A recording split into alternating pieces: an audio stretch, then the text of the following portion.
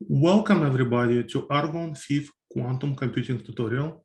It's organized by me, Yuri Alexeev. I'm a scientist here at Argonne National Laboratory.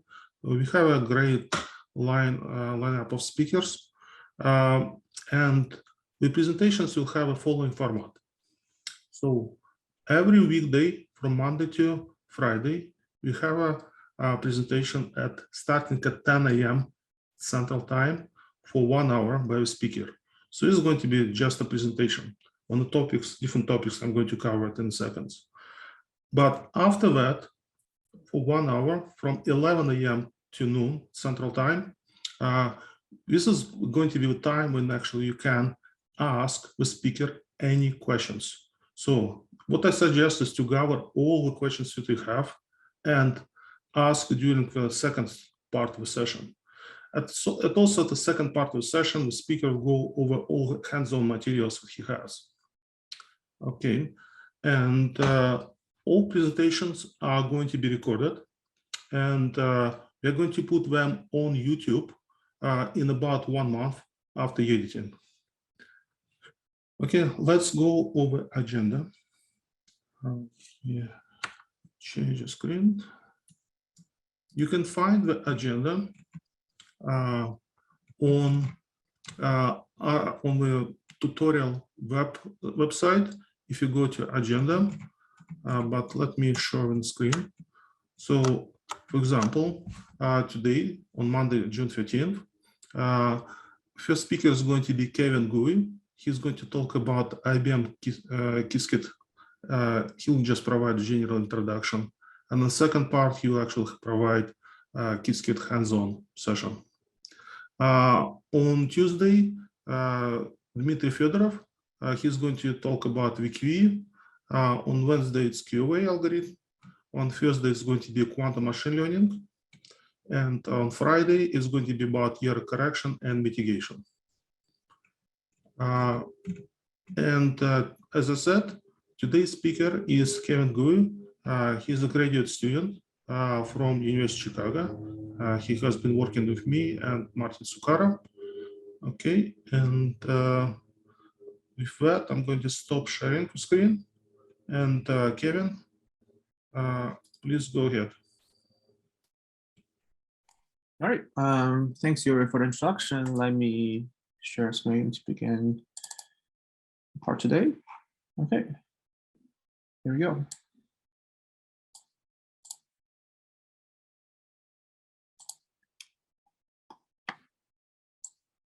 All right, so everybody can see my slides now, right? Yes, everything is fine. Okay, awesome. All right, so today I'll sort of give everybody a basic introduction of quantum computing, also via Qiskit and how to use Qiskit to set up some interesting quantum computing circuits. So my name is Kevin, and then I'm currently a fourth-year PhD at the University of Chicago. I'm working on quantum computing. Right, so first is a sort of elementary introduction of what can be done by Qiskit. And okay, actually, just one question. Can you make me not a co-host, because I keep saying this entering the waiting room, and then it's kind of blocking my screen now. Yep.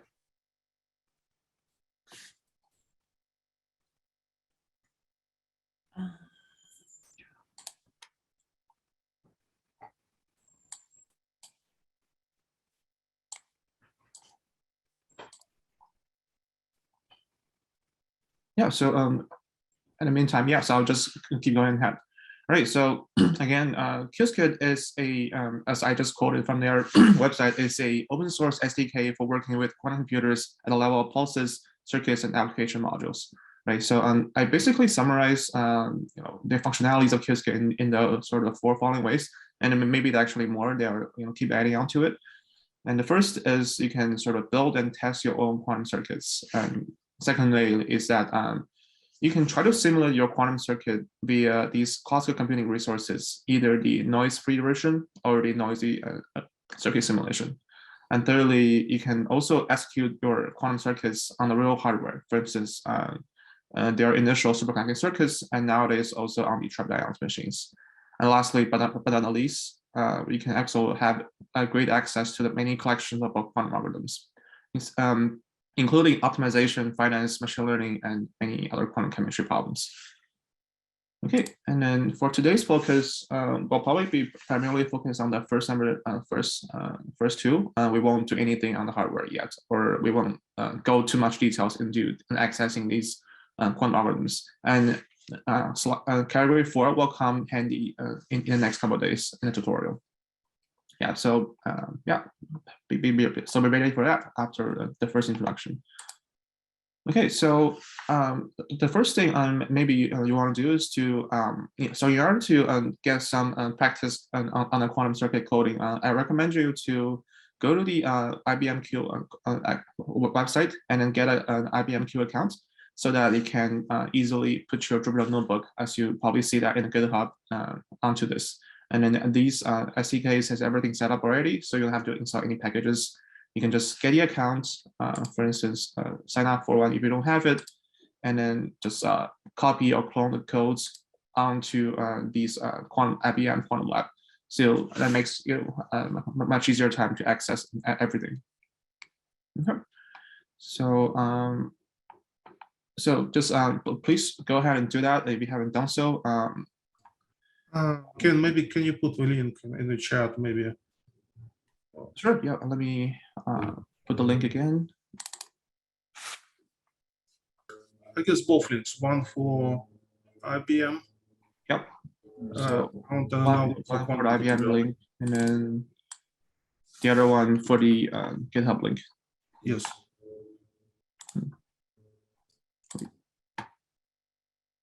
Yeah, let me stop sharing for a second and then put the link in the chat. So the first link is the link to get the quantum account, IBM quantum account, also to log in the SDK. The second link is the GitHub link where you can copy your code into the IBM Quantum Lab.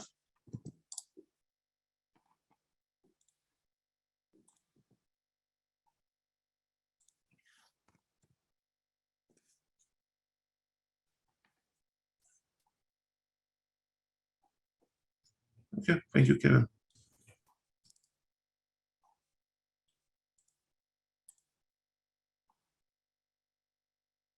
Yeah, so assuming it may take some time to do it if you haven't done so.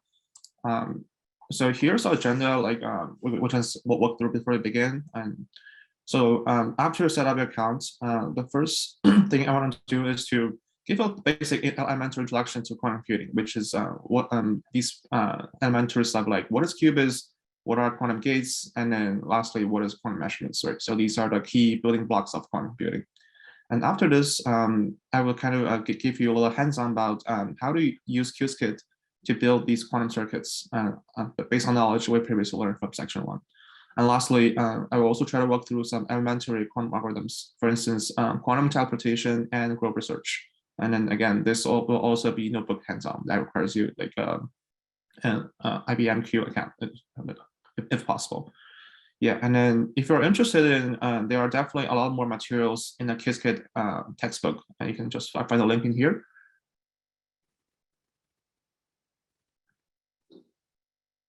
Right, so let me kickstart with the intro to quantum computing first. Okay, so here is a sort of a broad overview of the general structure of quantum computing. So the idea is that the quantum computing typically is try to superposition all the possibilities of what you're trying to compute for, and then do this thing interesting called quantum interference that allows you to interfere on certain interesting properties via quantum gates. And lastly, that will arrive you as a solution. And then after you get the solution, you will take the measurements to get the result, to extract the result from the quantum machine. Okay, so firstly, I mean, you probably see this picture a lot, right? And then this is the sort of the distinction between the classical bits and the quantum bits. So the classical bits only have this discrete value of the 0 and 1. Well, for qubits, they can have some 0 state and 1 state, also have some superposition state in the middle. For instance, 0 plus 1 divided by square root of 2. And then FYI, and this thing can be understood as vectors. And then you can have any sort of a quantum state psi, and that equals an alpha times 0 plus beta times 1. And then you kind of constrain by this normalization vector where a squared plus b squared equals 1. So this vector can land in anywhere on the sphere. And then in addition to single qubits, you can also have these multi-qubit systems where you can simply connect different qubits by these tensor products. And then you can have 2, 0, tensor 0. I just call it 0, 0 for simplicity. Yeah, also, by the way, this is sort of a hands-on practice session. So feel free to stop me if you have any questions. Yeah, that can be answered at any minute. Right, so if you have questions, please use raise the hand. And okay, we'll answer. Yep. Okay, thanks. All right, so here is sort of a more elegant level, it's a thing called a block sphere, designed by Block.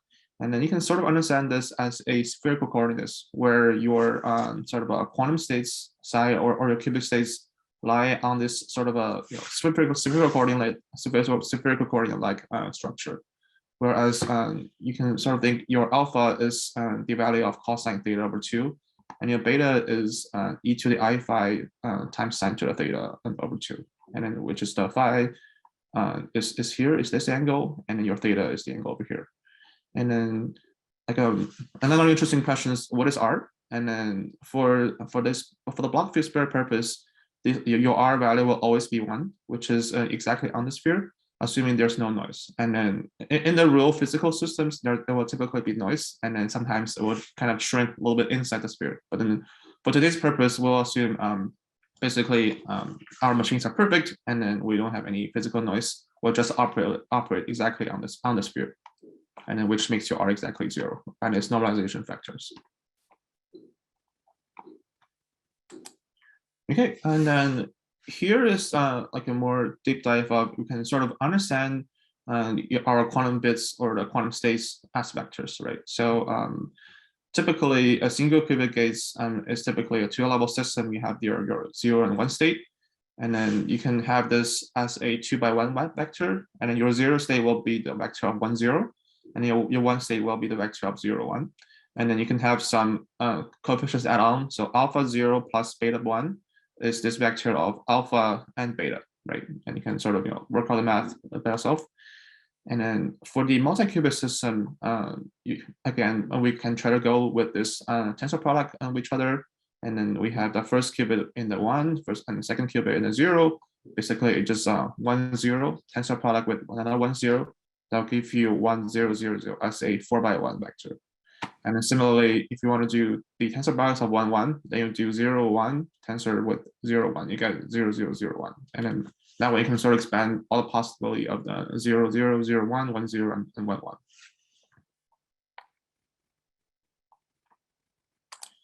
Okay, and then after the quantum states, now let's do a little bit more interesting stuff, which is the quantum gates. So we start with the single qubit quantum gates first. And then so typically, you sort of wanted to use your thing called matrix to manipulate your vectors, like exactly similar to the way you kind of manipulate your classical gates, right? So sort of a analog of the X gate, which is it looks like this, like 0, 1, 1, 0. So if you apply your 0, 1, 1, 0 matrix on the AB vector, it will exactly flip over to the BA. So that is example of a NOT gate. So that flips over your zeros and 1 states. And then in addition to the sort of the traditional X gate, you also have something addition. It's actually in the quantum computing, which is, for instance, the Z gate. So the Z gate will add a phase onto your quantum states. And then also another interesting gate, and that only exists in quantum computing, is called the Hadamard gate. So Hadamard gate kind of looks a little bit complicated like this. And then if you apply Hadamard gate on the 0 state, it will become a superposition of the 0 and 1 state. And then if you apply Hadamard on the 1 state, then that will again give you a different superposition, where here you can say there's a phase difference. And then lastly, if you apply Hadamard on the plus state, you get back the 0 state. And then if you apply Hadamard on the minus state, you'll get back on the 1 state.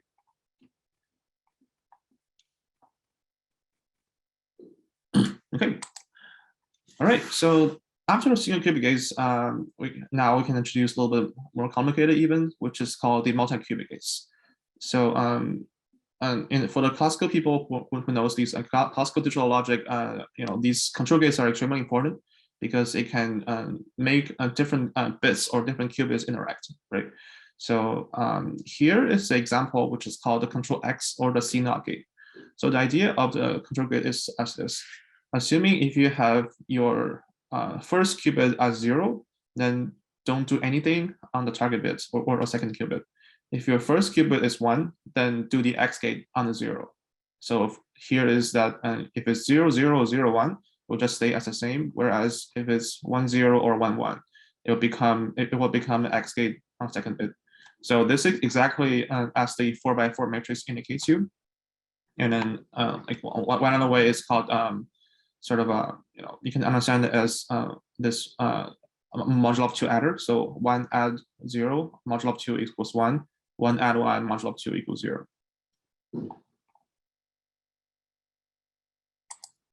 Okay, so if you want to see like some more interesting gate, and here is a sort of Wikipedia link, I can put it over here. They have all these kinds of gates you can sort of play with, right? You have the X and Y gates, and then some control gates, and then swap gates, and lastly some even more like the 3-qubit gates called the Foley. Yeah, so this is a very nice page to summarize sort of these quantum gate elementaries. Then feel free to take a look at it if you're further interested in. Okay, so are there any questions so far?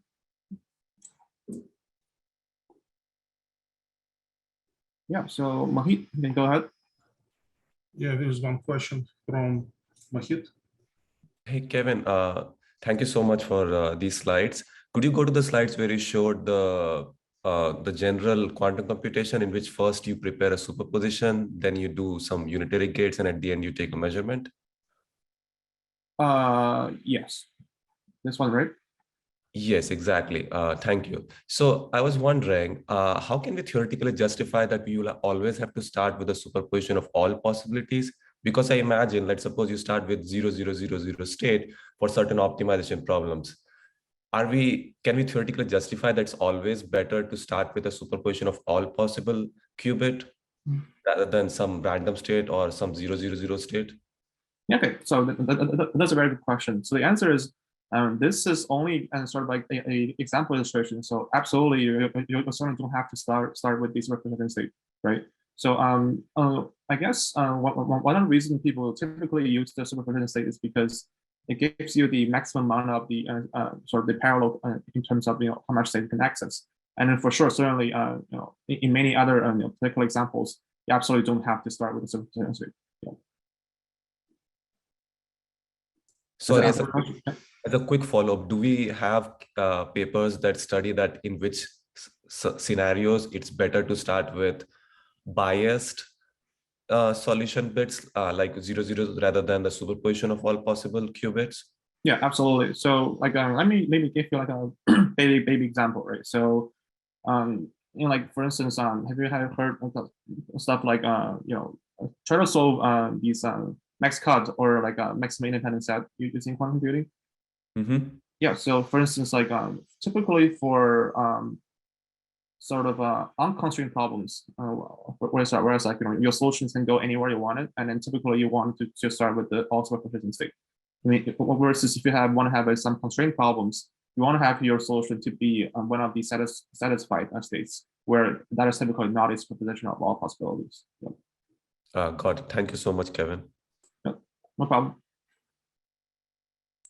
All right, so any other questions before I go to the next section, which is the quantum measurements? All right, so if not, slide sort again. Okay, so to for all these fancy stuff I've done before, where merely playing with everything quantumly, but like we humans or our cosmic chains or whatever can observe, we're classical, right? We can only see or observe cosmic information. And then one way we need to do is to translate our quantum information onto the information we can see. And then that process is called quantum measurements. So this is exactly trying to extract the quantum information from the quantum circuits. So like, for instance, if you are trying to find the probability of measuring a state psi in a state X, your measurement basis is your X state, and then you're trying to use your measurement basis X to measurement a state set, right? So this is exactly defined as the following. So the probability of measuring in the X state for the psi state is this sort of a product of the X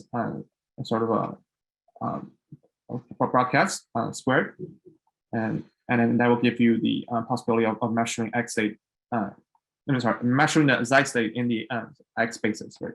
So for example, assuming my psi state is my Q0, right? Q0 is this sort of a complicated 1 over square root of 2, 0 plus I over square root of 2, 1. And then now let me try to measure this Q0 psi state under the 0 basis, right? So I can just plug in the equation here. I do first a bracket products, and then just after some math, I first get these 0, 0 times 1 over square root of 2 plus this 0, 1 times I over square root of 2, right?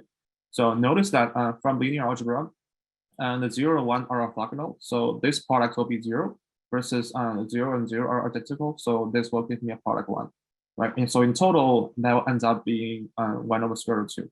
And then if I further take the square of that, I'll get exactly half. So for this particular state, I will get 50% of chance I measure 0, and again, another 50% of chance I can measure 1. Okay, so and then you can certainly generalize this very easily to the multi-qubit state. You can just treat them as independent measurement events, typically. Right. So now let's combine all the 3 parts together: the qubits, and the gates, and the measurements. And then you can, again, using the previous example, you can try to see this circuit diagram. And then, so typically, these lines represent how each of the qubits process according to the time. So your time sort of your gate ordering will go from the left to the right, and then each of these lines are different qubits. So starting from the 0 indexing, we start with the Q0, the qubit 0, to qubit 2 onto qubit 4, right? And then here, once you see these like blue boxes or the green boxes, all this kind of control lines, these are the quantum gates, right? So now I do some Hadamard gates, and then I do some, for instance, these 2 are the control NOT gates. And lastly, I do some Hadamard again, and then after the gates, I do these things called quantum measurement that kind of typically looks like this. And the reason there's another line is that we need to record our quantum measurement results onto the classical bits, so we humans can physically observe it, right? So typically these are the C, which stands for classical, right? So you need to have 4 classical bits in order to record the 4 bits information from the quantum machine. And then so typically your quantum measurement is the Z-based measurement, but of course you can also measure in other bases, like for instance X or Z bases, depending on your hardware setup. Okay, so before we go to the hands-on, any questions so far? Okay, so Mahi, you can go ahead. What are those dashed lines? The dashed lines, the gray ones in here? Yes. Oh yeah, so this is sort of a thing called a barrier. So that is to say, before I finish executing all the Hadamards, I cannot executing the CNOT, right? So this is to make sure you finish all the stuff beforehand. Yeah, so this is only sort of not real operations are being processed in here. Is only a way to separate like different quantum gates. Okay, a very minor question. So I see that for the Q4, you first apply the X gate and then the Hadamard.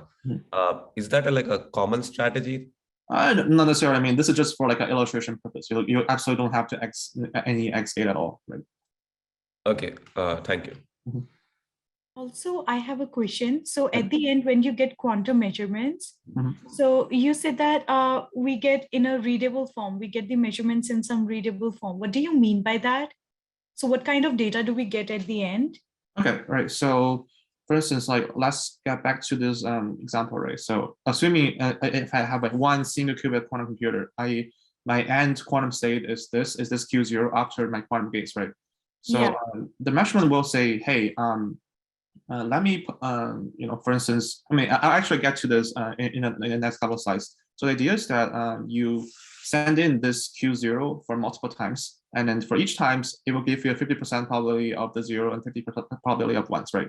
So in the end, you'll get a distribution of the 0 and 1, say, as a sort of a histogram, right? So then in the end, you typically hope to measure it many times to recover the exact probabilities of these. Mm-hmm. Okay. Yeah, and there will actually be a follow-up hands-on example, right, that actually demonstrate this process. All right. Yeah. Thank you. Sweet. Yeah. Anirban, Anirban? Yeah, just a quick question. So on the circuit diagram, you had like axis, the x-axis, right, which said time. I was wondering if there is like a time scale associated with these operations, or is it like too small to care about it? Sorry, can you repeat the question? I don't fully get it. So for example, like in this diagram, you have like the x-axis is like the time, right? Mm-hmm. Then you have different gates which are being applied in time. Yeah. So is there any effect on like any time scale for the application of these gates, or is it like very small to care about it? Okay. Yeah, actually, that's a very good question. So for the purpose of today, and because we only work with perfect quantum gates, right? So no matter how long the time is, we can just assume all these quantum operations are perfect. So the time is longer, that is fine, right? But in the real practice, once you have this thing called quantum noise, and the noise will typically be larger once time goes by, is larger, right? So typically you want to finish your computing process as soon as possible for these near-term machines to avoid further aggregation of the quantum noise. Yeah. I see. Thank you. Okay, so if there are no further questions, let us, hopefully you have set up your sort of a basic Qiskit account, and you can just go ahead with this. And again, you can sort of import your documents in here. So exactly as the way I did, which is like, I have 3 Jupyter notebook in here, and then 2 corresponding images kind of set up correspondingly, right? So did anyone have issues creating an account? If it did, please let us know. Mm-hmm. I think in my head. Is this the time to ask those questions or later on? Yeah, actually, yes, please go ahead. Right now it's a good time to ask any questions about presentation. Okay, not about the presentation, but the IBM account. So I'm able to create the Yes, IBM. yes, an IBM account as well. Okay, thank you. So I've created the account. How do I upload the GitHub tutorial files? Yeah, so you can see this button once you, okay, so have the first thing go to this IBM Quantum Lab. It's a tab, got it. Once you get the IBM account, right? So inside this tab, there is this upload file button. You can just click on it and upload your corresponding file onto that. Okay, found it. Thanks.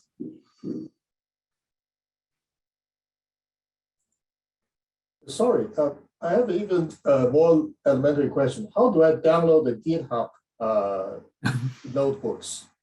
So you can do it multiple ways, right? I mean, if you have your GitHub account associated, you can just first fork it, right, and then just clone it, right? Or like even easier, you can just like say, just download the code as a package, right?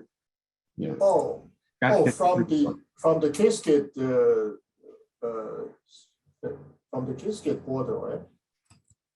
Okay, so you download your file from the GitHub. So these GitHub files are made exclusively by us, not by Qiskit. Right. I don't know how to download them because I look at the GitHub page, but there's no like download button or something. Okay, so let me a little bit over to that. Sorry, maybe this is too elementary. Okay, so this is what you'll see right in the GitHub page. And then, yeah. So you see, this is for Monday, right? So you see this Google Docs, right? Code and download zip. So that would download you like a sort of a zip file. Oh, I see. Okay, thank you, thank you, thank you. You can do some cloning by SSH or whichever makes the most easy. Yes, thank you.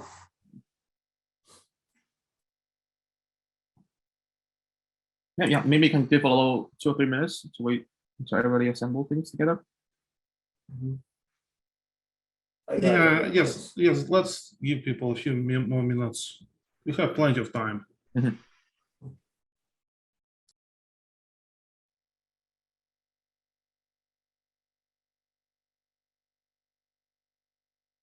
Yeah, so you're going to download the whole Argonne quantum computing tutorial repository when you actually go to this code and download zip. But at this stage, I think only Monday, actually, Qiskit introduction and Jupyter Notebook is ready. For our days, the speakers did not update yet the information. So what I mean is that tomorrow, after tomorrow, like in following days, you actually need to download again as speakers update this repository. Okay. So for tomorrow, do we need to get a DQE account again? And for the next day, we need to get another account? No, you don't. You don't need to make new account. Okay. But you will need to download the repository again. Okay. Thank you. Yeah, for example, for Tuesday, you can see it was last time dated 12 months ago, so it's certainly not up to date.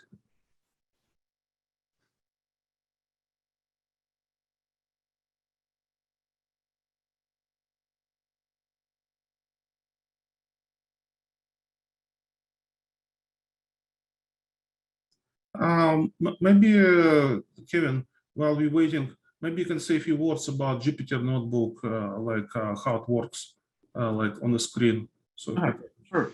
So when you see this Jupyter Notebook, right? So that will typically comes in as this, like, code blocks, right? You can, type anything, like for instance, like you can add additional like markdown or the code, right? You can say, and hello world. Yeah.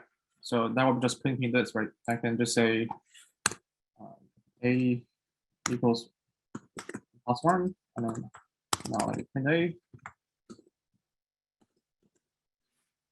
Yeah, so that will give me 2, right? So you can set up as either the code block or the markdown. So the markdown will be something like this. I want to input some words or sentences, and that will be a markdown block over here.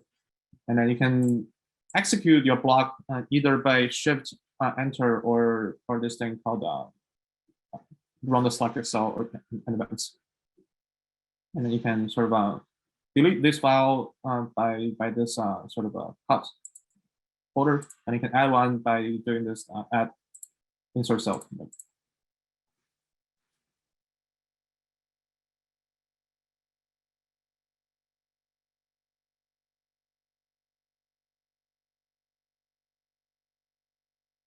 Yeah, and if your code is too long to execute, you can use this button called terminate. Okay, so interrupt the kernel, right? So if you want to do some long file and I don't want to wait for it, you can just interrupt it and to just stop the execution. Delete this thing again. Okay. I'll wait for 1 more minute. Also, in case you get any setup questions. Okay, so there's some question in the chat. Okay, so okay, got it. So just wait for another minute or two.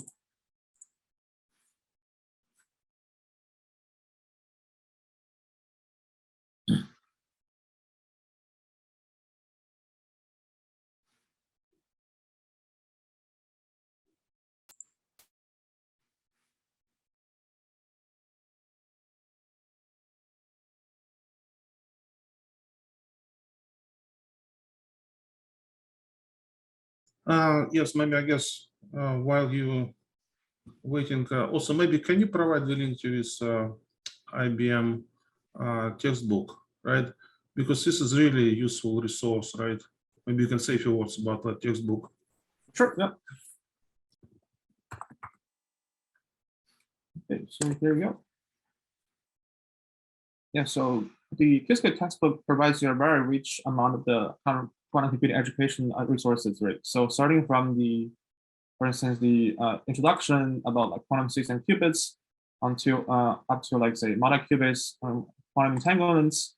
These are the elementary stuff again, right? And then also like it dives deeper into these particular quantum algorithms. For instance, like these basic ones like Deutsch-Jozef, and then Bernstein-Vazirani, to more advanced ones like Shor's algorithm. And so this is the the most famous one that sort of allows you these exponential quantum speed up to factor prime numbers, to factor very large integers, right? And then they also have some other ones like more applied quantum algorithm, for instance, simulating the molecules using VQE. And then there's again, there'll be another session. I think it's Tuesday or Wednesday someday. And then also the other popular ones called solving combinatorial problems using QAOA, which stands for quantum optimization. Quantum optimization. It means quantum. What is it that they say stand for again? Quantum approximate optimization algorithm. Approximation, yeah, thanks for that. Quantum approximate optimization algorithm, right? So this is the, for instance, the Maxcap problem we just mentioned before, right? And then there's, okay, and on top of that, there's some other more interesting stuff, which is like you can do some error correction, and then which is going to be a topic on Thursday or Friday, right? And then, and lastly, but not the least, you can also play calibrated qubits via Qiskit pulse. So this is more like the hardware level control. You can actually control your pulses to sort of pump up your gates or the measurements. So yeah, all pretty cool stuff in here. You can play with it once you have more free time. And then there's like some more physics explanation, like what is the Hamiltonian, and of course we won't go into this in the tutorial, but like here is a little bit more about the physics, and if you're interested in. Yeah, so if you basically need more information how to program with IBM quantum devices, this is basically the book to read, the textbook to read. We have a question here from someone who joined later. It's late to spend about the slides,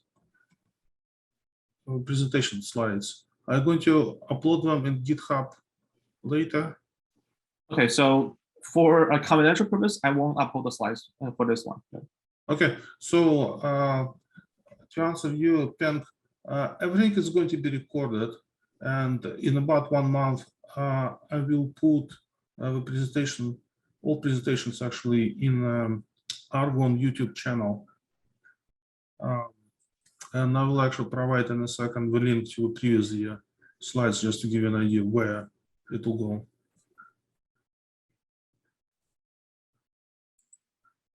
Okay, so yeah, so I hope everyone's ready. So maybe I can. Sorry, can I ask a follow-up question about the recording and the slides? Yep, go ahead. So do we have to wait for a long time before we will be able to see the recording, or can the registered participant see it a bit earlier than 1 month waiting time? Oh, well, so this is previous year, by the way, presentations. The presentation have similar, actually. Kevin was actually a previous year presenter, and I think this presentation today mostly is very similar, right, to one that you gave 1 year ago. Yep. So it's the first one. So so these presentations are already available, but the problem is that through Argonne, it just takes time, because we need these videos need to be edited, and after that, they need to be cleared by Argonne, and it just takes time. So when I say 1 month, it's a rough estimate. It can be take a few weeks early or later. No worries, I understand. Thanks, Yuri. All right.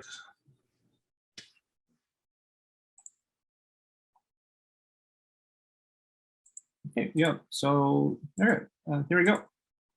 And so before we start coding up the quantum circuits, we need to import some sort of prerequisite, right? So these are typically, we need to import the quantum circuit objects and all these execution or the simulator stuff from Qiskit. we can just simply run this, and then this will just do all the imports for us, right? Yeah. Okay. So now we are ready to play with whatever we want. Right? So so the first thing we're going to do is to initialize our quantum circuits. So I give this parameters. It's called the number of qubits. So I want to first specify how many number of qubits I want to put in these quantum circuit objects. Right. So I can say now I want to say 3 qubits, and then that will give me a sort of 3 blank lines up here, starting from Q0 to Q2. I can also call it like say 2 qubits, and that will give me a diagram 2, and then it can also be like 5, and then which number you want. It can be hundreds, or even more, right? And then I call this quantum circuit objects that is parameterized by the number of qubits, basically. And then lastly, I call this line called circuit.draw, and then that is able to draw whatever the quantum circuits I created in here. Okay, so after we create the quantum circuits, and now let's add some quantum gates onto this. Right? So here is example of the quantum gates. Just add it into this, and then as someone previously asked, what is this gray dash line is? So this is exactly created by this barrier, right? So circuit.barriers that will create a barrier inside each of the circuits in a way to prevent the execution of a later charge before the previous one finish. I can certainly also sort of comment out these barriers, and you can see a little bit something more interesting, which is the Qiskit compiler will automatically try to parallel any gate as much as possible. For instance, X can execute this X and Y gate at the same time because they are executing on different qubits, so they can absolutely be parallel together. Whereas for these two multi-qubit gates, because they are occupying both of the qubit at the same time, so they cannot be parallelized. But for the single qubit gates, definitely yes. And then for the multi-qubit gates, you can parallelize them if you have more qubit. For instance, if I have a 4-qubit system, I have a first control gate acting on 0, 1, and second control gate acting on 2 and 3, then that can also be parallelized.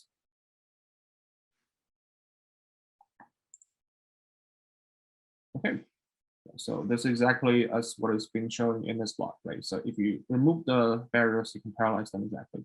That's the way in here. Okay. So after the measurements, after the quantum gates, the last thing to do is to do this thing called measurements in the end to extract your quantum information. And you can do this simply thing called circuit.measureAll to measure all the qubits. And then if you want to calculate it, you can also measure particular kinds of qubits instead of measure all. But for most of the algorithms, you'll not want to measure all.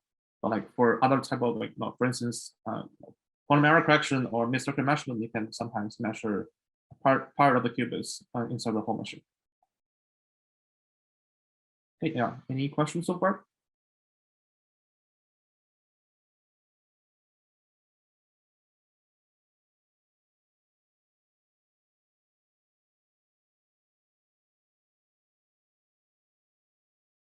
Right. So seems like that's a very easy task. And then let's also try to play with something more interesting, which is let's try to recreate the Bell state as sort of indicated as this. So the Bell state is one of the Bell state in here is the psi equals 0, 0 plus 1, 1 divided by square root of 2. So interestingly, this Bell state contains this property called quantum entanglement. And then you will see a lot of application of quantum entanglement in many other interesting technologies. For instance, quantum teleportation. That is going to be the next hands-on I'll cover. Right? And then sort of like one interesting property is that once you measure the value of the first qubit, then your second qubit will guaranteed to be the other entanglement value. For instance, if I measure the first qubit to be 0, then my second qubit is guaranteed to be 0. As well as if I measure the first qubit to be 1, my second state will also be correspondingly 1. And then this measurement result can happen for whatever a long distance can be. So once the state is entangled, you can send a satellite, for instance, from the Earth to the orbitals, and then you can perform the measurement again, and then this quantum entanglement property will also hold. All right. So with this, let us walk through how to create this entanglement pairs. So, so you first, again, initialize your Bell state circuits as a quantum circuit of number 2, of qubit number 2. And then you do Bell state dot header mark 0. So you add a header mark gates on qubit 0. And next you do a Bell state circuit dot CX, which is adding a C naught, so controlling on the 0th qubit and targeting on the first qubit. And lastly, you do measurement operators and draw it. So this is the exact circuit that you actually creates the Bell states in here. Okay, so now let's see how this will execute as an entire quantum algorithm on a quantum machine, or particularly on the quantum simulator. So again, we will first only run this quantum circuit on a quantum computer simulator, so AKA a simulator that mimics the perfect quantum computer. So there's no noise, no physical noise at all for this purpose. So the way you can do it is that you first set up the backends, which is now I call it backend / simulator, right? So you first have to call AER.getBackends. So AER is the previous module we import before, and then I call this AER.getBackend the custom simulator. So this will be the classical simulator what we're going to use for this purpose. Now, after I initialize the backends, I then execute the job. So I call the simulation job via this method called execute, right? So the parameters are the follows. First is the exact Bell state circuits on objects I created like beforehand, right? So this is exactly the Bell state circuit I draw before, right?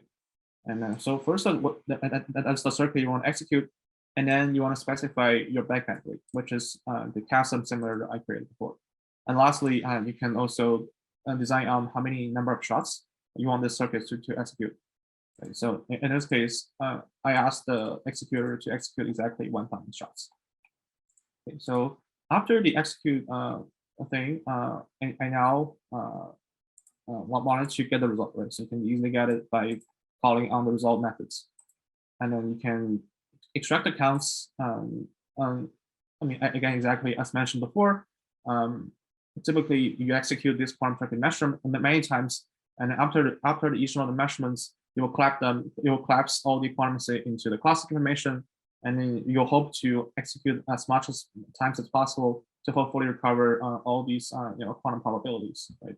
So then now that is exactly why I wanted to run 4,000 times, and then lastly, you call this get counts methods to get a count histogram, right? So let me do this again because everything's probably okay. So sorry, I forgot to first create a circuits, and then I execute this. Okay, so since everything is probabilistic, right? So in this trial, I got 507 times of the 0, 0 state, and then 493 times of the 493. And then if I do it again, it's probably going to give me some different number. For instance, like this time is also a little bit different, right? So that is why when I say that, because there is law of large numbers, we wanted to measure as many times as possible to accurately recover the exact probability from the original quantum states. So you can sort of picture them in the histogram in here. You have most likely half and half distribution here. So that is able to tell us that hey, we have sort of 50% of getting the 0, 0 and 50% of getting 1, 1. So that is exactly the coefficients that tell me in this form, right? Okay. Yeah. So what if we run with very few shots? And then the answer is likely to be that my distribution will be sort of a little biased over here. Right? So if I execute it like in this time, I get 40% of 1, 1s and 60% of 0. So I just have to sometimes it's can be even more biased, like 30% versus 70%. So this is sort of another counterexample to argue that why we need to run a little bit more shots to fully detect the exact quantum information in here. Right. So before I go to the next section, are there any questions so far? Yeah, so how do we determine how many shots do we want for our task? Okay, so that's also a very interesting question. So remember, your number of shots, the cost of running the number of shots grows, sort of linearly with the total execution time, right? So so theoretically, you want to run as much as shot as possible, but like in the practice, it's just not possible, right? So hopefully you'll have enough time to execute a quantum algorithms, but if not, you have to do the best as you could. For instance, like if the number of qubits are growing, so like in this case, I only have 2 qubits, right? So I can just say, 100 times will probably be good enough for me to get this 50-50 distribution. Whereas if you have 100 qubits, your total number of shots is it's better to be more number of shots because you have more information of the number of qubits you want to capture. Okay, thank you. Yeah. No problem. So in the your previous example, when you remove the barrier, it parallelized the calculation, right? So in this simulation, does it really do that, or just a symbolic representation, or does the simulator really parallelize the calculation? So like you can think of this in sort of a linear algebra way, right? So once you're parallelizing them, you're parallelizing, say, if I want to do x and y together. So originally, if I don't parallelize them, I'm doing x tensor I is the identity matrix, right? X tensor I and then multiply by I tensor y. So that is exactly equivalent to x tensor y in this case. So they're actually parallelizing them together. Yeah. I see. Okay. But again, in the real hardware, things get complicated because once you're trying to parallelize gates, there are crosstalks in between the hardware components. So that's another question to be discussed later on. There may be some questions in the chat. Okay. Oh, sorry. So someone's saying, yeah. So is the pace is a little bit too fast, or yeah. But by the way, how did everyone feel about the pace? Is it a little too fast for you, or is it okay, or is it too slow?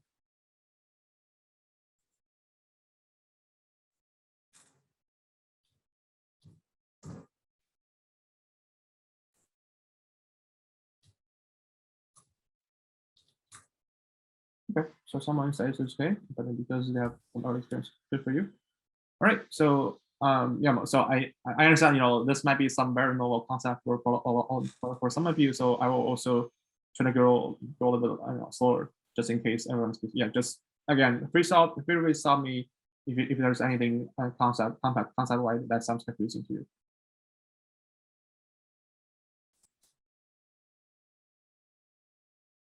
Right, so so with this, now let us try to do this thing is called in the case where you have this if you are trying to run this quantum circuit on a real physical device, and then there is this most likely there's gonna be some physical noise that prevents you to get the most accurate information, right?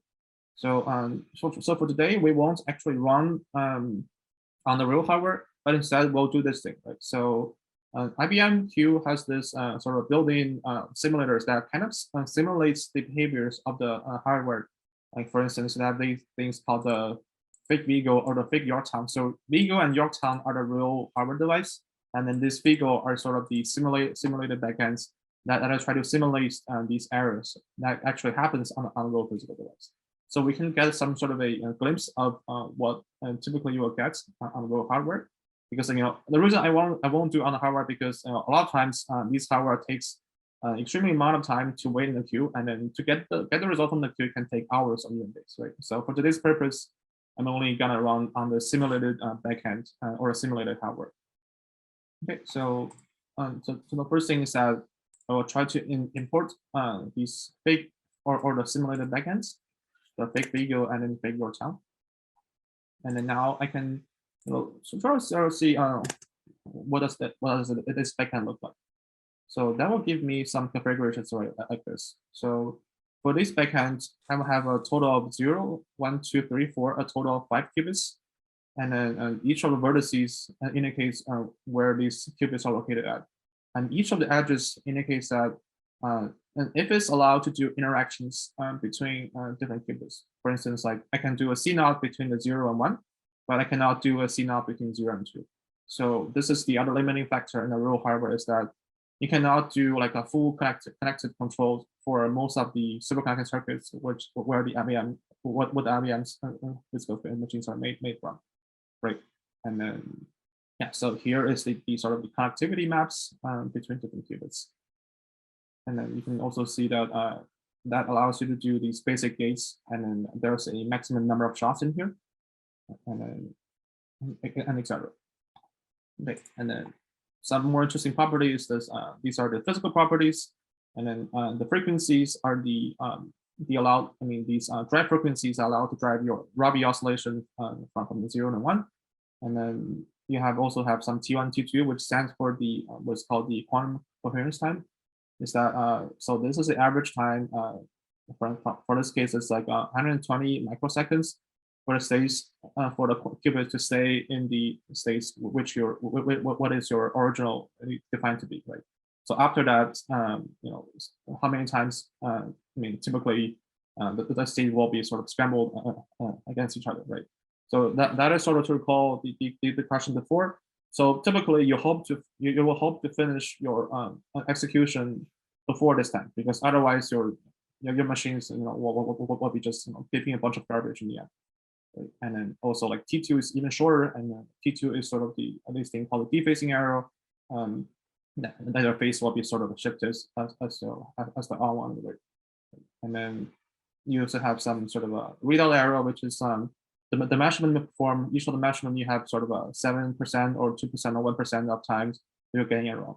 So these are actually, compared to the classical machines, these are very larger, much larger errors to compare for, right? So that is why we say quantum computing is not really here today, because errors are just too big for us to guarantee a accurate computing results. Right. So there are also some sort of multi-qubit gates or the CNOT gate. Typically errors, like for instance, like it's around the level of like 1%-ish. You can sort of see in here. Yeah, and then there's some sort of error maps. Sometimes, you know, the CNOTs are better between pairs. Sometimes it's worse. Yeah. So yeah, you can also toggle around by yourselves and pretty easily after this.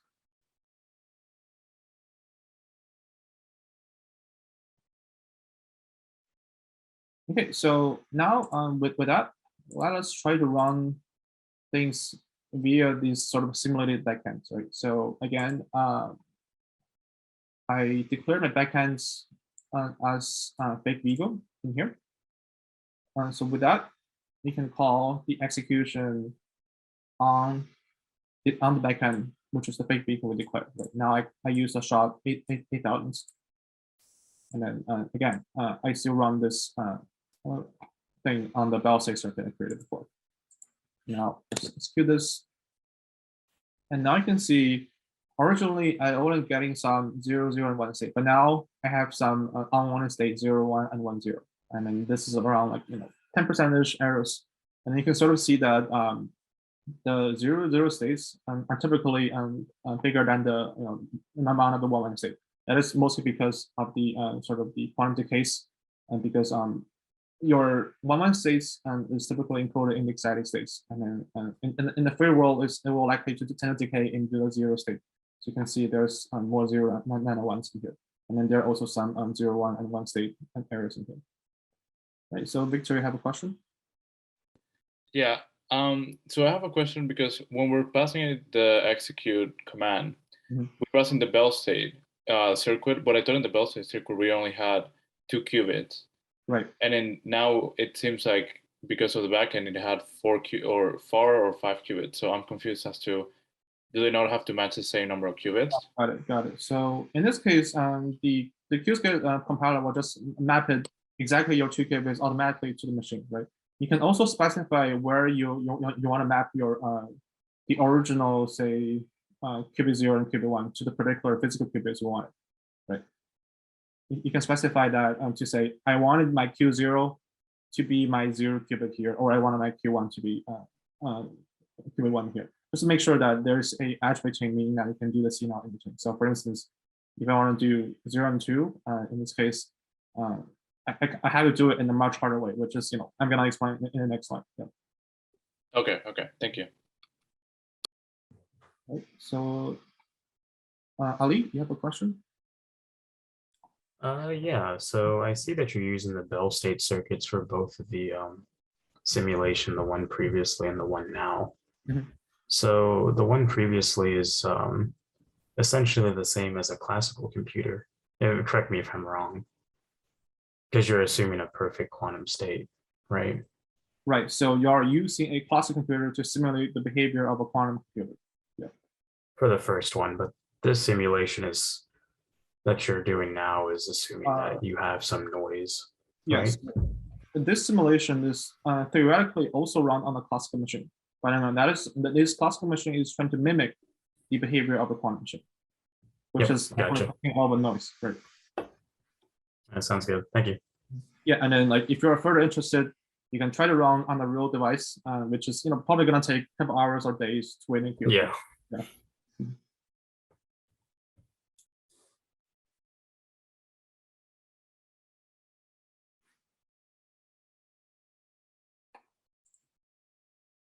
Right. So for no questions, let's get to a little bit more complicated stuff.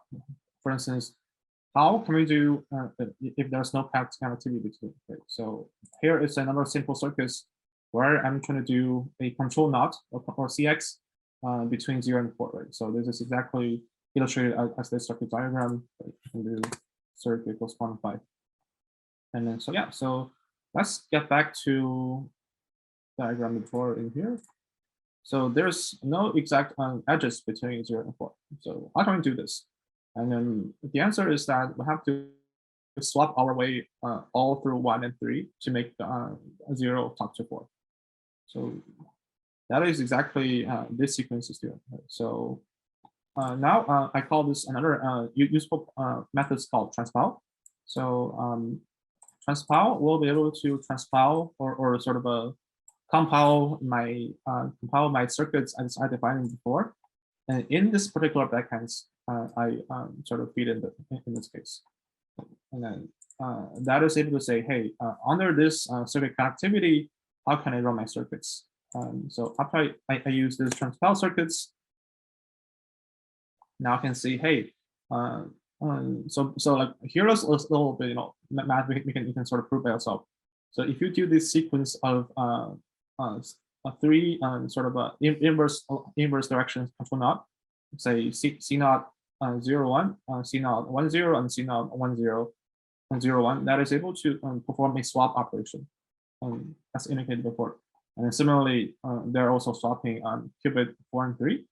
So and now the information of the qubit 0 is swapped to the qubit number 1, and then qubit 4 is swapped to qubit 3. And then seeing from the map before, there's there's an edge between 1 and 3, right? Meaning that 1 and 3 can talk to each other. And lastly, the things I want to do is that I want to add a C naught between the 1 and 3 when the connectivity is allowed, right? So this task is exactly the same task as this. But you can sort of see that once we don't have this connectivity, it requires more fun operations to complete that.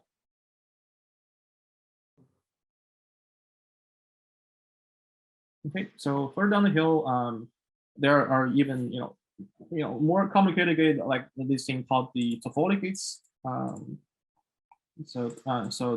Essentially, so similar to the original control NOT gate, and this time my control bits are the first two Q0 and Q1, and my target bit is Q2. So I will only perform a NOT operation if both of my Q0 and Q1 are in the one state.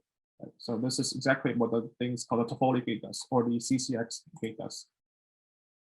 Okay, so in order to complete this, now let's get to a more powerful machine, which is called the Yorktown. So again, this will still be a simulated device from the classical end. So now I call this backend to be the fake Yorktown, and then now I can see that I have more connectivity in here, right? So in this case, I have for instance, the qubit 0, 1, 2, they are all to not connected. That makes my life easier. Okay, so to transpile these circuits, we call the transpile methods again. sorry, find my circuit again. So my circuit equals my Toffoli, and the backend is equal to my Yorktown fake one. And lastly, I'll transpile this. So that will should be shown here. So in order to perform the exact operation by these one single Toffoli, you will need essentially 6 C0 gate in here. So that is very costly in this case.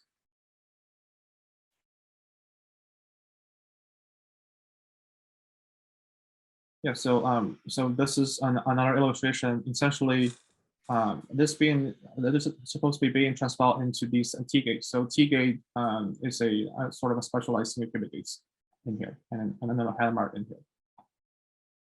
And then, so just to for interest purpose, these support gates, though are not, I mean, although they are not native in a sense in the superconducting circuits machine where IBMs are trying to build, they are native gates. These are the native gates in the ion traps or neutral atom quantum machine. So these are the other 2 different physical platforms, right? So for the purpose, if you are trying to use this multi-qubit control gates, and it's probably better. I mean, maybe not exactly better to run them on the ion traps or neutral atoms than the superconducting circuits ones.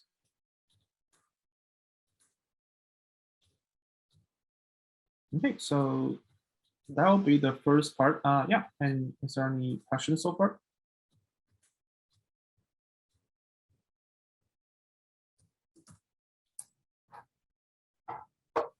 Yeah, we want to go ahead? Yeah. So just sorry, go ahead. Sorry.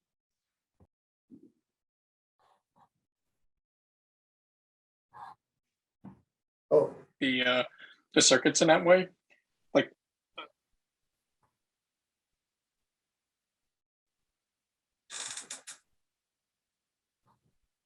Sorry, can you repeat yourself again?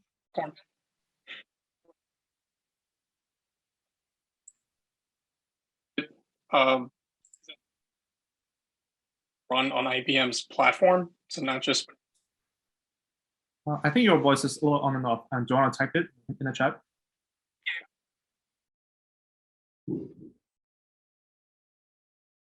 Yeah, so I mean, can you go ahead and type in the chat so maybe I can take Manisha's questions first? Yeah, so it is not related to quantum computing, but about what we were discussing about the real physical devices. Mm-hmm. So you said there might be some noise. Can you please let me know what kind of, like, how do we take care of that noise in the circuit? You take care. Do you mean you want to correct the errors, or do you want to? Yeah, correct the errors. Okay, so again, there will be another, like a whole session on quantum error correction, I think on Friday, right, for Yuri? Okay. That's correct. Yeah. It's a complicated question because there are different type of noises, right? And there are 2 techniques how to deal with. It's a error mitigation, where actually you know that you cannot get rid of noise, but you can at least 2 actual mitigators, right, to make it small. And the second one where you try to do complete error correction, and this is something that, as I said, it's a complicated. It's going to be essentially 2-hour session into explaining in detail how it can be done. Okay. Thank you so much. so I also have this in the chat, but maybe I can ask here. So can I implement the customized gate through just the matrix definition? Yeah, exactly. So actually, there are that is totally allowed in a Qiskit. So the Qiskit customized gate. You can certainly do that. I think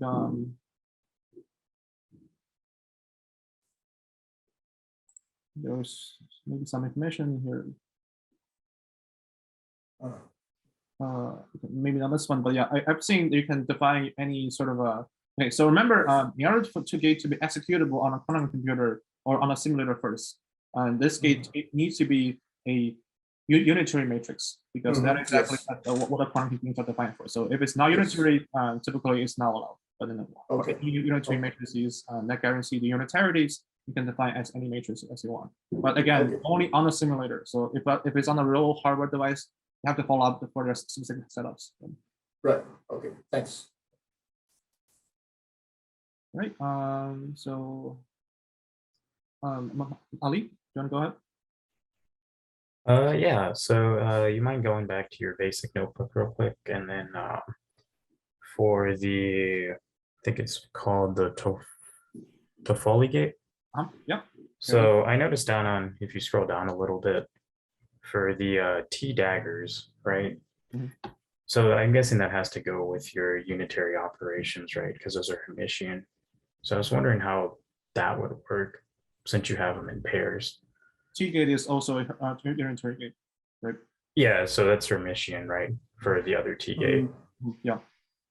So I was wondering how would that work because you have the quantum gates kind of with each other between qubit 0, 1, and 2.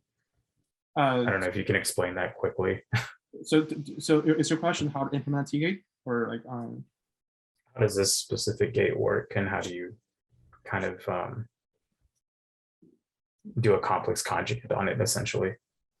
Okay, so like this complex conjugate operations is not exactly as a conjugating process, right? Because this is just a way to illustrate your matrix. So I mean, there's a physical like sort of route you can implement a T dagger instead of doing like a conjugate as a physical process. So that can be built like in the original form. Okay. Yeah, so like just for interest purpose, there's I think Qiskit textbook has the exact like definition of the T gate and how to implement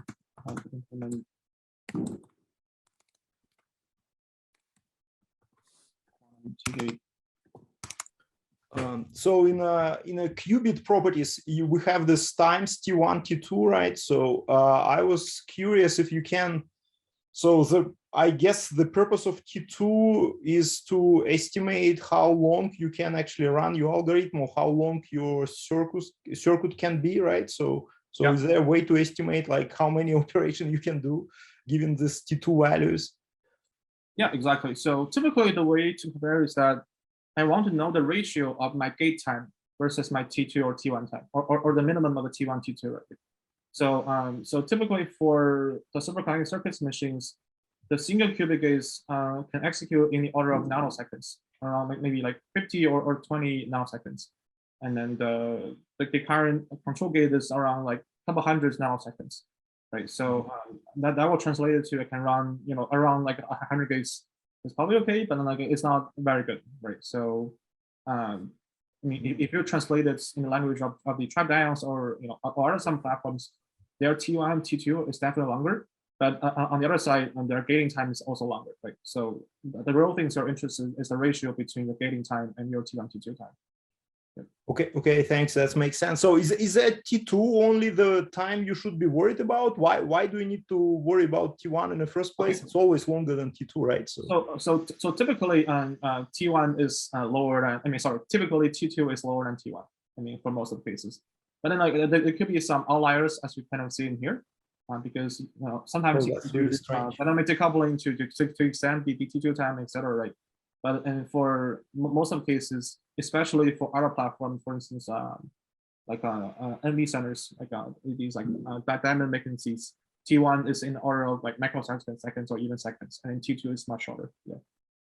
But for superconducting circuits purposes, T1 and then T2 are most likely in the same like order. But then like T2 is typically still shorter than T1s. Okay, I always thought T1 has to be longer than T2 since if you destroy population, you destroy the superposition, but maybe the definition of T1 and T2 a little bit different here. Okay, I think it's probably for the separate discussion. So yeah, I mean, exactly. So T1 is typically longer than T2. Yeah. Okay, thanks. Yeah, so what is missing is there is a closely related concept of fidelity, right, of a qubit. So when you say actual T2, right, it implies a certain fidelity that is guaranteed, right? Essentially, if you gates, right, executed within time period, essentially. See, there's some questions from how many optimization levels does IBM Qiskit support so far? You mean like there are different optimization levels in here. So I think the last time I see it, I mean, I have to complain on the software engineers from Qiskit is that, I mean, their optimization is kind of crap. So like for here, I only do optimization level equals 1.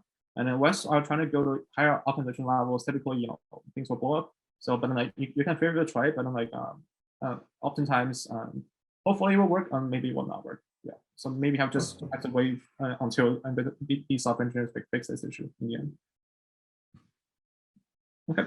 So for running circuits on actual platforms, not simulations, do we need to transpilate differently than what's done? By the way, Kieran, just a second. In the chat, did you answer these questions as well? You have a few. Oh yeah, sorry. Okay, so yeah, so you had a question. Okay, so can I implement a custom gate for measure? Yeah, so the answer is you can implement a custom gate as exactly show. I mean, just in the unitary matrix, right? And That's right. Yeah, thanks. Yeah. Like the previous questions, I think. Yeah, these are some setup questions.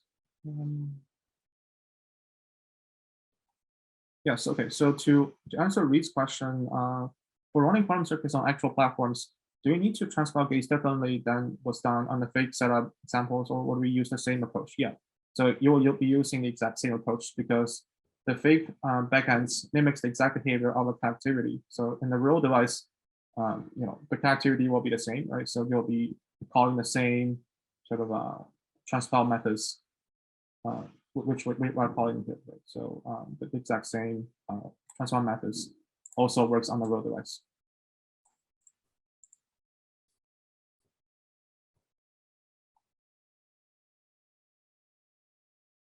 Yeah, because on a real device, this connectivity map are also being abstracted for the transpiler to work with.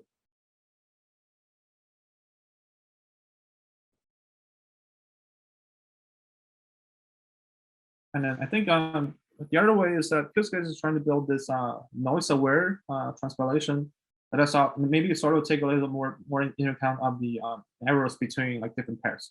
And then that allows how to say for certain sort of routings or the certain swaps, let us try to avoid the bad routes, but pick the good routes. I mean that might be that should be the process. I mean, if not there, it should be there soon. Yeah.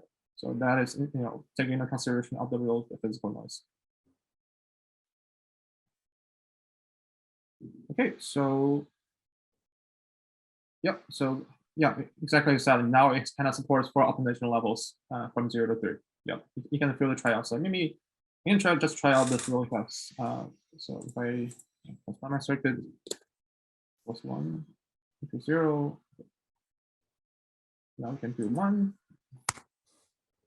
Now hopefully give me some different things. But yeah, so now this pretty much looks similar to each other. Yeah. So this is 2. And then again, this is 3. Yeah, it just so probably for this case, it's not gonna do too much for me. But then like in some cases, you will see some differences between different optimization levels.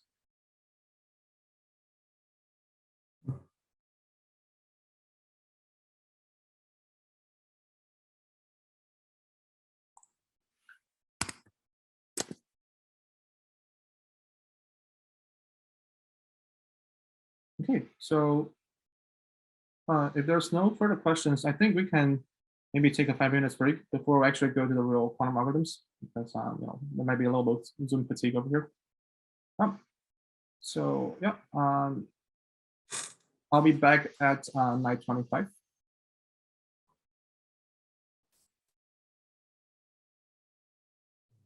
And then next on we'll jump into the quantum teleportation. Okay.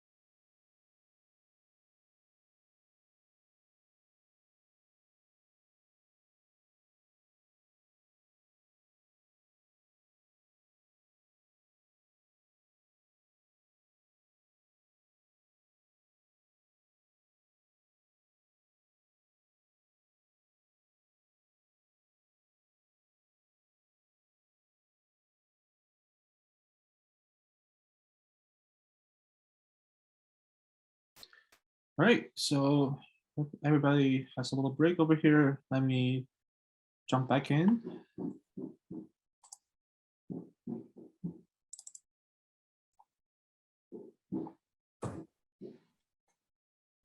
Okay, so here we go. So first, maybe you can give a general overview of what is essentially quantum teleportation, right? So the idea is that I have two persons, Alice and Bob, and A and B. For this case, so Alice wanted to send some quantum information to Bob, regardless of what the distance is. So for instance, Alice has a state psi in the level of a alpha times 0 plus beta times 1, right?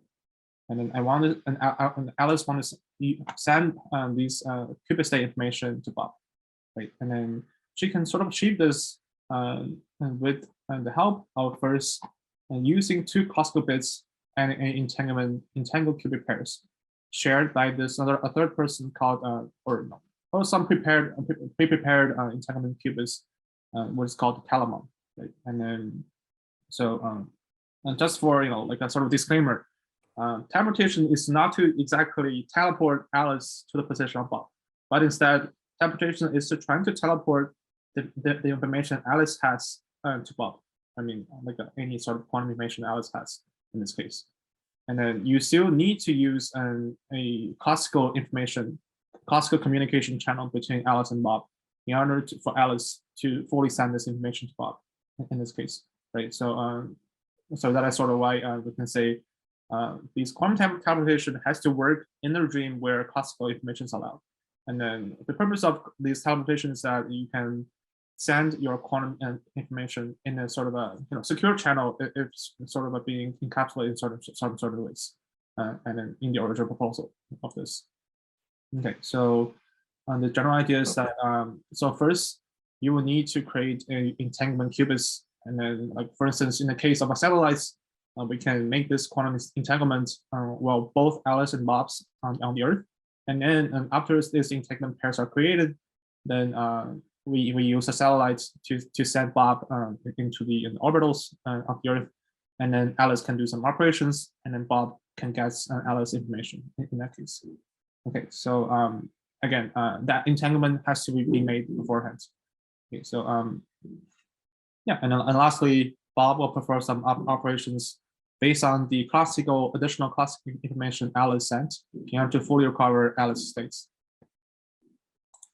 Okay, so this is essentially what the quantum teleportation circuit looks like. And then so you'll first try to initialize some arbitrary quantum states for Alice stored in the qubit 0, and then I will sort of create a entanglement pairs between Bob and Alice. So this is, I mean, as we previously saw before, this Henry plus C naught is the process of creating that entanglement pairs, right? So Alice have Q0 and Q1, and Bob only has Q2, right? So Alice is using some additional qubits Q1 to create an entanglement pair. And then after this entanglement pairs, Alice can do some additional information, additional process after this, and then perform the measurements, and then get some classical information, and then deliver this classical information to Bob. And then Bob will be doing some conditional gates based on the classical information Alice sent it to Bob.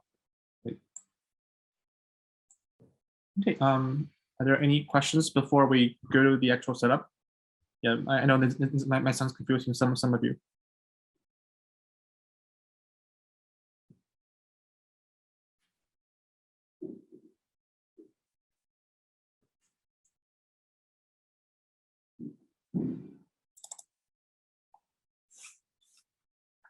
Let's see if there are questions in the chat. Okay, so if there are no questions, let's just jump right in the Qiskit setup. Okay, so let's now go to this thing called quantum/teleportation.ipython notebook.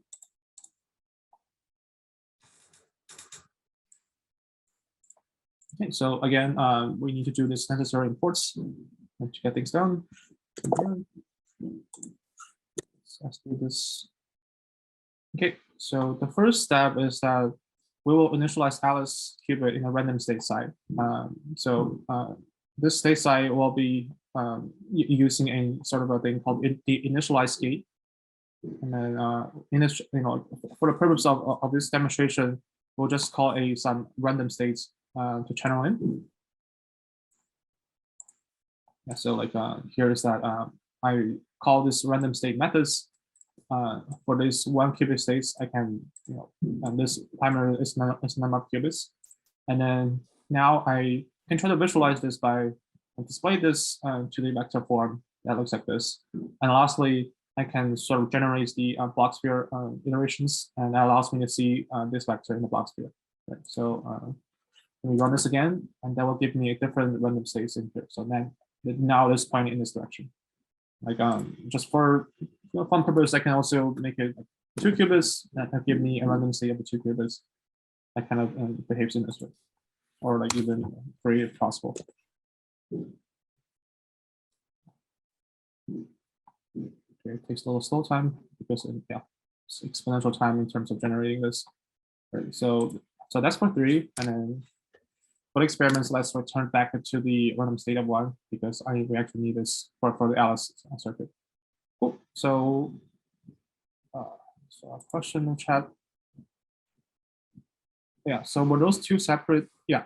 So the question is, in the previous slides, Reid is asking, these are 2 separable classical registers, CRX and CRY? And the answer is yes. Alice will have information recorded in the this classical RZ and classical RY thing. And then Alice needs to classically deliver this information to Bob via a classical channel. Yeah. And then based on these information from the CRX and CRY, Bob can do this corresponding control gates to recover the original state Alice has. All right, so that's for this. And then now let's set up the initial circuits for Alice. And then so the protocol goes like this. The first we set up a quantum circuit with site 3. So as we said before, here we have 3 quantum bits, and then we also set up separately the CRY and the CRS as the classical bits. So first we just run this, and then we get 3 qubits and 2 classical bits. Okay, so the step 1 is exactly as we mentioned before. We try to create the bell pair and then put it on the circuits. So and this bell pair, so essentially this bell pair can either create it before or after the Alice information is initialized, right? Because these 2 are acting on different bits. Right? So you can free to swap the order of this. I mean, that's the way you want it. Okay, now let's add a little bit more information, a little bit more gates for Alice, and which is the C0 first, and then the X, and then the Hennemark. And then now let's set up the first quantum parts of the circuits, right? And so remember again, Q0 and Q1 belongs to Alice, and then Q2 belongs to Bob, right? So after the separation happens between Alice and Bob in the second barrier, Alice can just perform her own gates using Q0 and Q1 in here. Cool. So now let's define this measurement process for Alice. And then Alice will perform the measurements to record it in the classical bits CRZ and CRX. And lastly, Bob, who already has the qubit 2, has to apply the corresponding gates depending on the classical information Alice sent. Right? So if Alice measured to be 0, 0, then Bob don't do anything. If Alice measured to be 0, then Bob does an X gate. And correspondingly, if it's measured as 1, 0, then Bob does a Z gate. And lastly, 1, 1 means Bob will be doing a ZX gate, like a Z gate first, and then an X gate next. So the Bob gate is exactly implemented. Yep. There is a question in the chat here about quantum circuit. Is that the 2 separable classical registers, CRX and CRY, right? CRX and CRZ? Yeah, yes, upon. Yeah. So I mean, as we mentioned before, so these two separate classical registers are the classical ones, right? So Alice needs to record this information on her side and then send this information via a classical communication channel to Bob. Okay, yeah, so get back in. So this exactly Bob's gate needs to act based on condition on the classical information Alice sent it to Bob. And then here we go. That's the full circuits. You can see it here. So that is the last part. Bob is trying to do this gate operations conditioned on the class information Alice sent it to Bob. Okay, so yeah, and here we go. Now let's try to see what the final circuit looks like. So Qubit 2 is whatever Bob gets. And now let's try to recall what Alice has first. So this is exactly we set up to be Alice random state in the beginning. And you can sort of see here in the end, Bob is able to fully recover what Alice has sent in qubit number 2 versus the original bit is the qubit number 0. So now qubit number 0 is being collapsed to the 0, 0 state because of the measurements.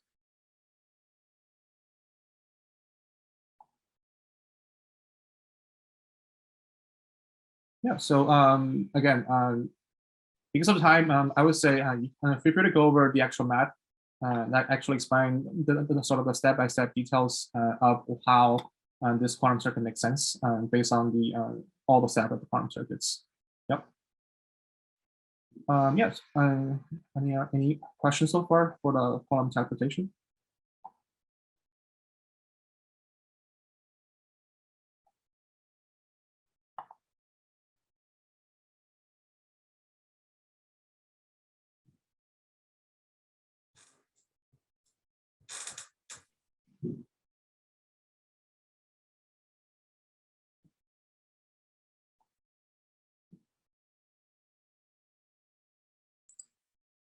So is it after that it's done, right? You're going to talk about Grover, right? Well, let me talk about Grover search after this. So that'll be a completely different algorithm. So if anybody ask any questions for now for quantum teleportation. Yeah, maybe. So there is a very important, right? This experiment, right, by Chinese scientists that we did with teleportation, right, to Earth orbital. Do you remember what experiment? Maybe you can say a few words. That was done. What was done?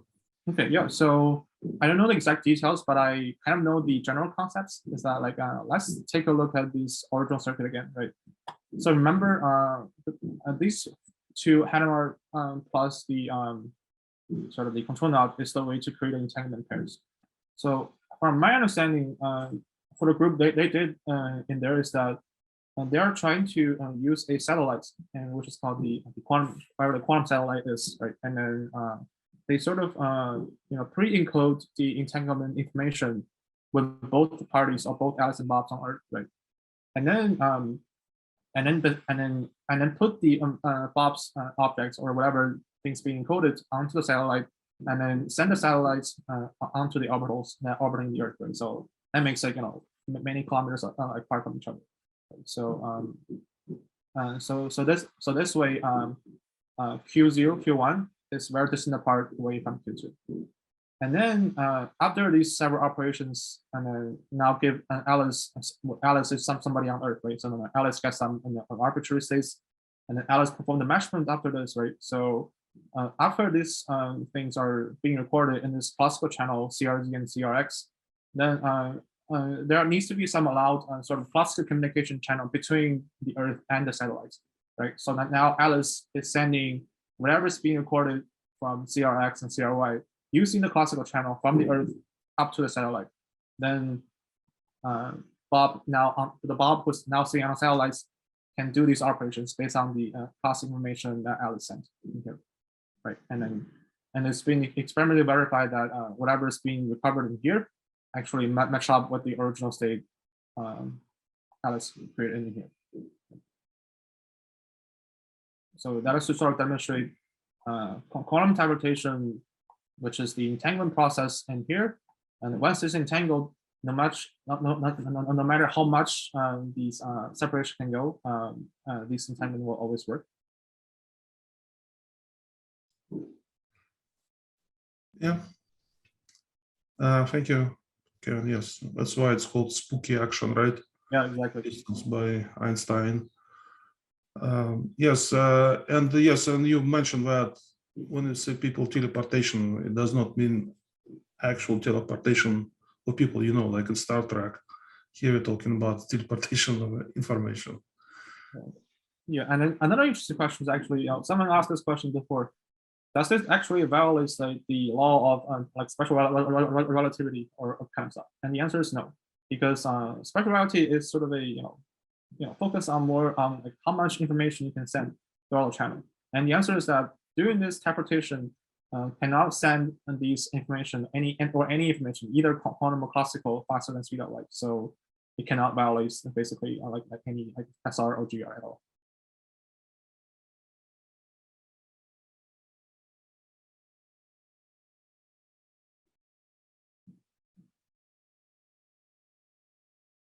Yeah, well, I'm actually a little scared because you guys are so quiet. Hopefully, I think things make sense.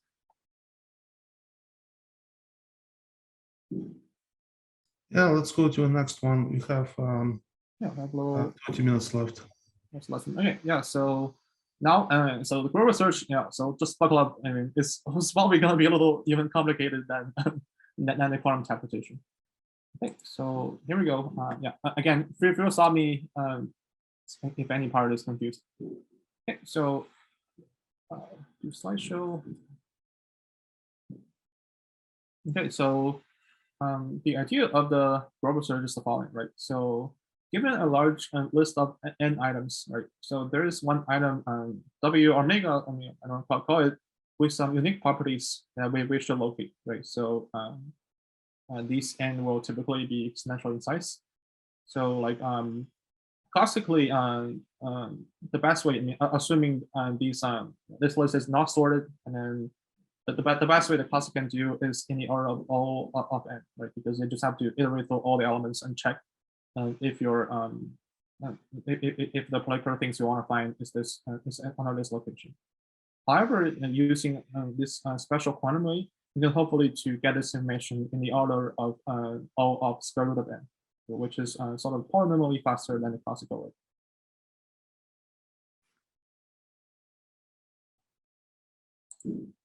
Okay, so here is a sort of a basic example of how process works, right?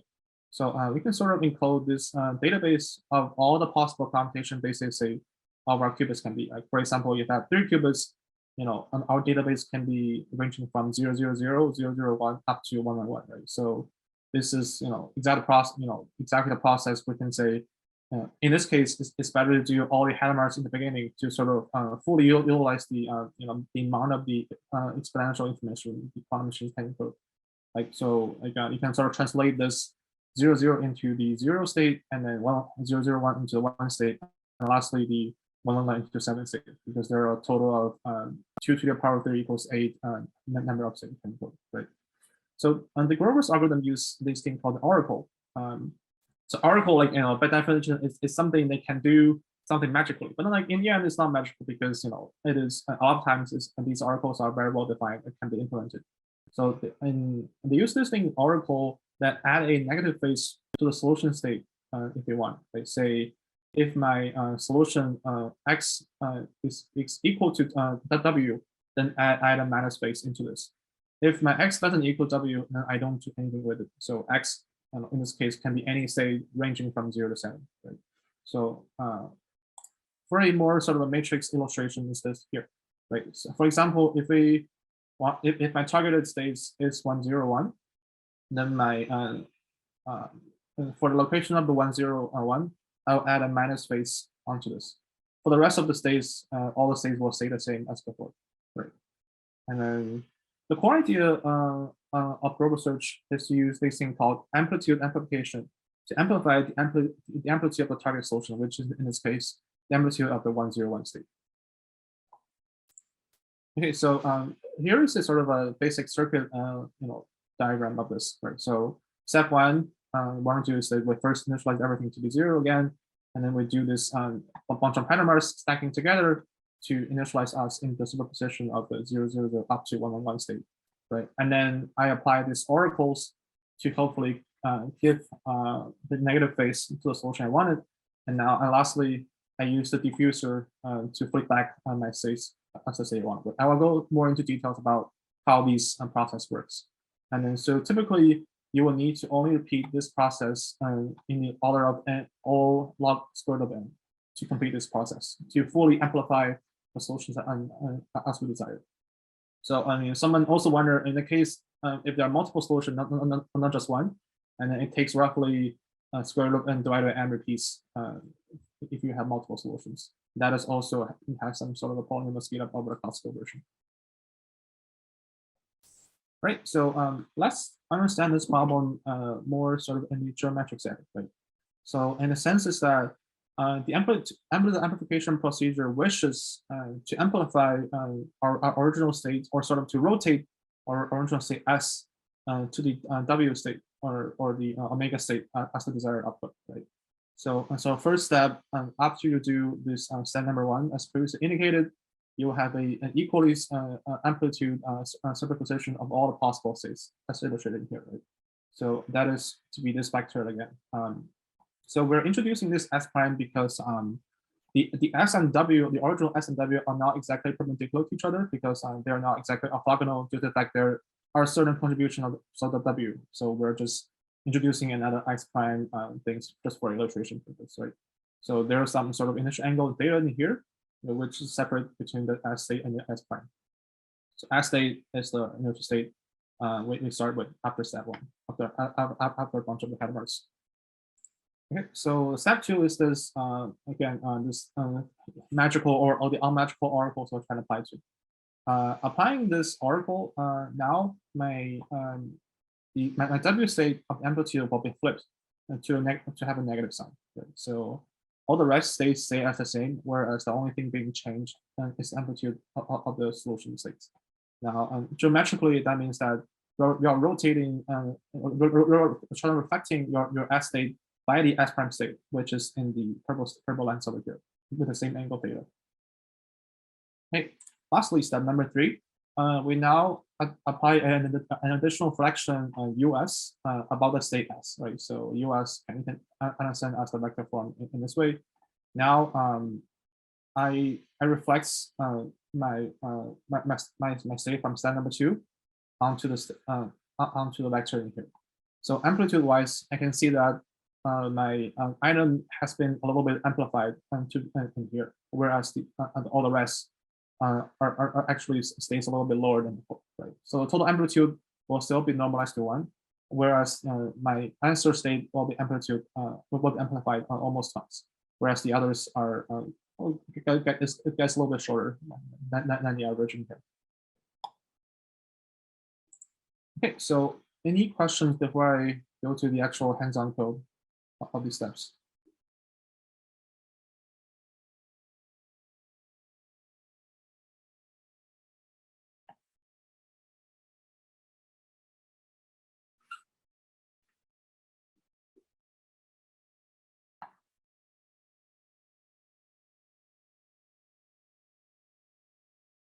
Oh, you guys are very quiet in the section.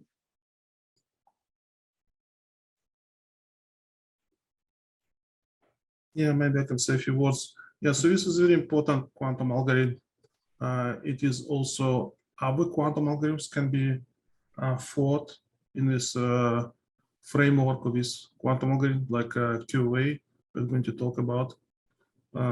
It's not obvious, but you can think about this as a grower as well.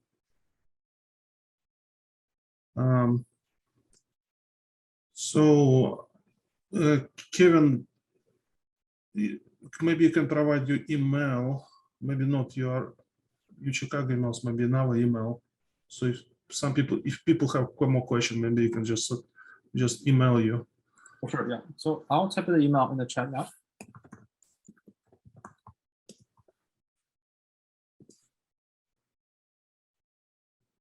All right, so yeah, so if you have more questions for Kevin, you just shoot him email. But otherwise, I think we are done for today.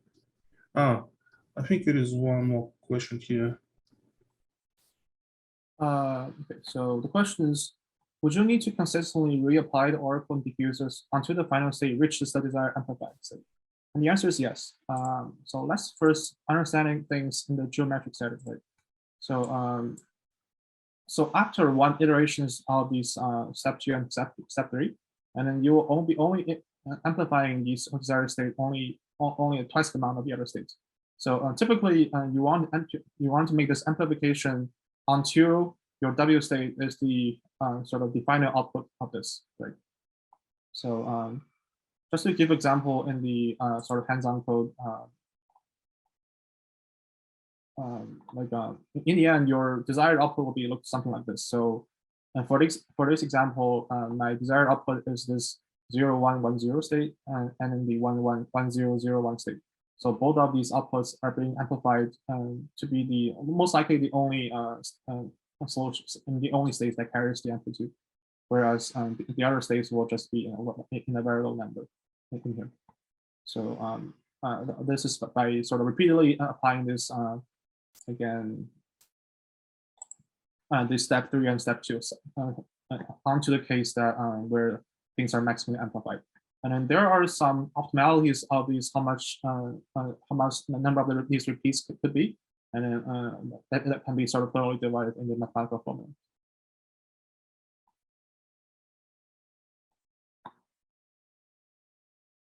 Yep. So for this geometric settings, after the next iteration, this W state will be even higher than the current state of the argument here.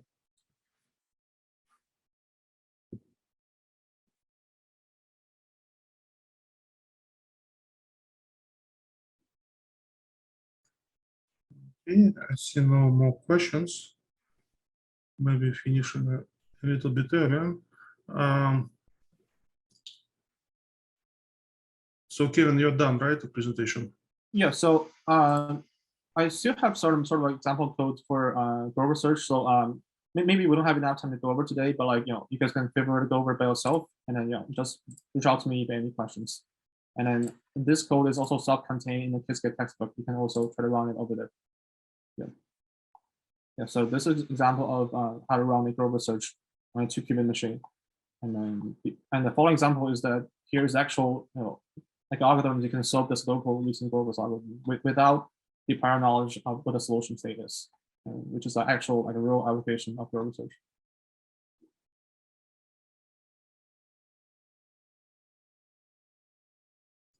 All right, so I think we're done. Yeah, so Kevin, thank you very much